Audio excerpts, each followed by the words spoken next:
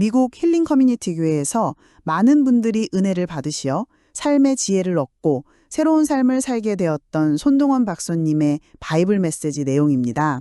오늘은 정말 어려운 주제를 다뤄볼까 해요. 그리스도인은 왜 고통을 당해야 하는가라는 질문 말이에요. 정말 깊이 생각해 볼 만한 주제네요. 손동원 박사님이 이렇게 말씀하셨습니다. 세상에서 가장 이해하기 어려운 질문 중 하나가 바로 왜 선한 사람이 고통을 당하는가라고 하시더군요. 맞아요. 특히 우리는 믿음을 가진 그리스도인으로서 하나님을 사랑하고 그분의 말씀대로 살아가려 노력하는데 왜 고난과 역경이 우리를 찾아오는지 정말 의문스러울 때가 많아요. 손동원 박사님은 이렇게 말씀하셨습니다. 마치 맑고 푸른 하늘을 기대했는데 갑작스러운 폭풍우를 만난 것과 같다고 하셨어요. 사람들은 하나님을 믿으면 모든 문제가 해결되고 평탄한 삶을 살 수 있다고 말하지만 성경은 오히려 다르게 말하고 있죠. 그렇죠. 성경은 고난의 길을 걷는 것이 그리스도인의 삶의 본질임을 말하고 있어요. 이 고난의 의미를 깨닫는 것은 우리의 신앙을 한 단계 더 성장시키는 중요한 열쇠가 될 것 같아요. 손동원 박사님께서 말씀하시길 고통이 없는 신앙은 뿌리 없는 나무와 같아서 작은 바람에도 흔들리지만 고통을 통해 다져진 신앙은 어떤 시련에도 굳건히 설 수 있는 견고한 반석과 같다고 하셨어요. 우리가 고통을 마주할 때 하나님께 왜 저에게 이런 고난을 주시는지 따져 묻고 신앙이 약해지는 경험을 하게 되죠. 세상의 가치관은 고통이 곧 불행이고 행복은 고통이 없는 상태라고 말하기 때문이에요. 하지만 성경은 고통의 의미를 완전히 다르게 설명하고 있어요. 고통은 단순히 피해야 할 대상이 아니라 하나님께서 우리를 성숙한 신앙인으로 만드시는 도구라고 말씀하고 계시죠. 손동원 박사님께서 라틴어로 설명해 주신 부분이 인상적이었어요. 우리가 겪는 고난을 의미하는 라틴어 단어가 바로 파시오라고 하셨죠. 파시오는 고통, 시련, 열정을 의미한다고 하시더군요. 그리고 위대한 기독교 사상가 칼뱅은 고난은 하나님의 자녀들을 훈련시키는 학교다라고 말했다고 하셨어요. 그의 말처럼 고난은 우리의 삶을 깎고 다듬어 하나님의 형상을 닮아가게 하는 거룩한 훈련이라는 거죠. 손동환 박사님께서 로마서 5장 3절 4절 말씀을 인용해 주셨는데 정말 은혜로웠어요. 다만 이뿐 아니라 우리가 환난 중에도 즐거워하나니 이는 환난은 인내를, 인내는 연단을, 연단은 소망을 이루는 줄 알미로다. 사도 바울이 로마 교회 성도들에게 이 편지를 쓰면서 그들이 겪고 있던 극심한 핍박과 환난을 언급했다고 하셨어요. 당시 로마 제국 박해 속에서 그리스도인들은 언제 죽을지 모르는 두려움과 고통에 시달렸다고 하시더군요. 바울은 그들에게 환난을 피하라고 말하는 대신 오히려 환난 가운데서도 즐거워하라고 권면했죠. 이는 환난이 무의미한 고통이 아니라 인내와 연단을 통해 궁극적으로 하나님의 소망을 이루는 거룩한 과정임을 깨달았기 때문이에요. 손동호 박사님께서 성경 원어 연구도 해주셨는데 환난으로 번역된 헬라어는 들립시스라고 하셨어요. 들립시스는 압박, 고통, 시련이라는 뜻을 가지고 있다고 하시더군요. 이 단어는 히브리어 짜르, 라틴어 트리블라티오, 영어 트리블레이션과 관련이 있다고 하셨어요. 이 단어는 무거운 짐이나 압력으로 인해 눌리는 상태를 묘사하는 데 사용된다고 하시더군요. 성경에서는 단순히 고통을 넘어 믿음을 위해 겪는 모든 종류의 시련을 의미한다고 하셨어요. 성경 전체에서 들립시스는 우리의 믿음이 시험대에 놓이는 상황을 뜻한다고 하시더군요. 바울은 이 들립시스가 우리를 절망에 빠뜨리는 것이 아니라 오히려 하나님 안에서 인내를 낳고 우리의 성품을 다듬어 하나님의 자녀로 온전히 세워진다는 것을 강조했다고 하셨어요.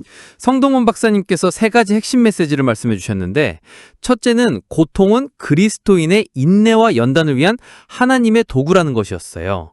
우리가 고통을 당할 때 하나님은 그 고통을 통해 우리의 믿음을 연단시키고 인내의 열매를 맺게 하신다고 하셨죠. 둘째는 고통의 끝에는 하나님이 주시는 영원한 소망이 있다는 것이었어요.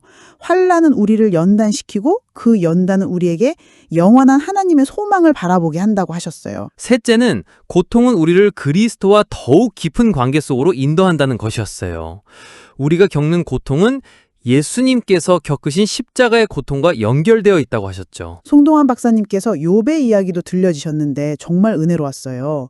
욥은 동방의 의인으로서 하나님을 경외하고 죄를 멀리하던 사람이었지만 아무런 이유 없이 극심한 고통과 시련을 겪게 되었다고 하셨어요. 욥기 1장 21절 말씀이 특히 기억에 남아요.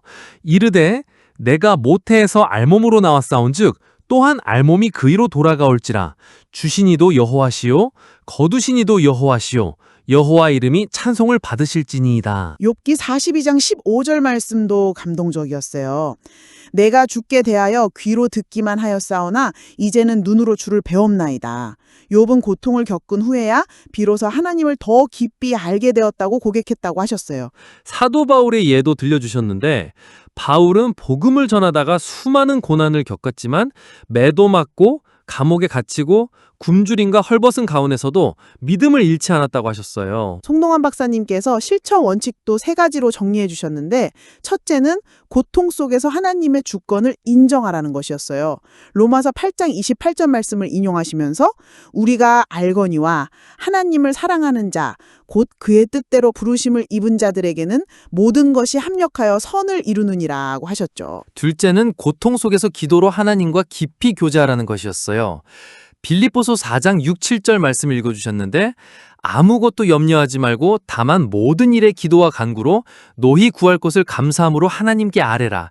그리하면 모든 지각에 뛰어난 하나님의 평강이 그리스도 예수 안에서 너희 마음과 생각을 지키시리라. 셋째는 고통을 통해 다른 사람을 위로하는 자가 되라는 것이었어요. 고린도 후서 1장 3절 4절 말씀을 인용하시면서 찬송하리로다 그는 우리 주 예수 그리스도의 하나님이시요 자비의 아버지시요 모든 위로의 하나님이시며 우리의 모든 환난 중에서 우리를 위로하사 우리로 하여금 모든 환난 중에 있는 자들을 능히 위로하게 하시는 이시로다. 손동훈 박사님께서 마지막으로 라틴어로 설명해 주신 부분도 인상적이었어요. 우리의 고통을 통해 나타나는 하나님의 영광을 의미하는 라틴어 단어가 바로 글로리아라고 하셨어요. 글로리아는 영광, 찬양을 의미한다고 하시더군요. 위대한 기독교 변증과 C.S. 루이스는 고통을 통해 하나님은 우리를 그분의 영광의 문으로 인도하신다고 말했다고 하셨어요. 그의 말처럼 우리의 고통은 결국 하나님의 글로리아를 드러내는 통로가 될 것이라고 하시더군요. 손동훈 박사님께서 오늘 바이블 메시지 들으신 여러분, 고통 속에서도 하나님의 섭리를 신뢰하며 끝까지 믿음의 경주를 완주하시길 예수 그리스도 이름으로 축복한다고 하셨어요. 시편 119편 67절 말씀도 기억나네요. 고난당하기 전에는 내가 그릇 행하였더니 이제는 주의 말씀을 지키나이다. 시편 기자는 고난이 자신 하나님께로 돌이키는 계기가 되었다고 고백했다고 하셨어요. 베드로전서 4장 13절 말씀도 은혜로웠어요. 오히려 너희가 그리스도의 고난에 참여하는 것으로 즐거워하라. 이는 그의 영광을 나타내실 때에 너희로 즐거워하고 기뻐하게 하려 함이라. 사도 베드로는 그리스도인들에게 고난을 당하는 것을 당연하게 여기고 심지어 그것으로 인해 즐거워하라고 권면했다고 하셨어요.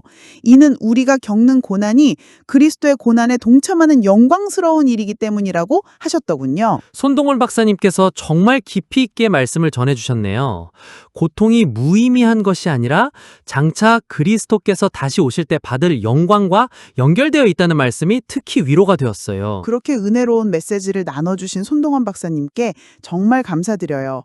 오늘 이 말씀을 통해서 우리의 고통에 대한 새로운 관점을 갖게 되었어요. 저희의 모든 고통을 아시고 위로하신 하나님 아버지, 저희의 고통이 주님 안에서 헛되지 않고 믿음을 연단하는 귀한 도구임을 깨닫게 하옵소서. 고통 속에서 주님만을 더욱 의지하며 주님과 깊이 교제하는 은혜를 허락하여 주옵소서.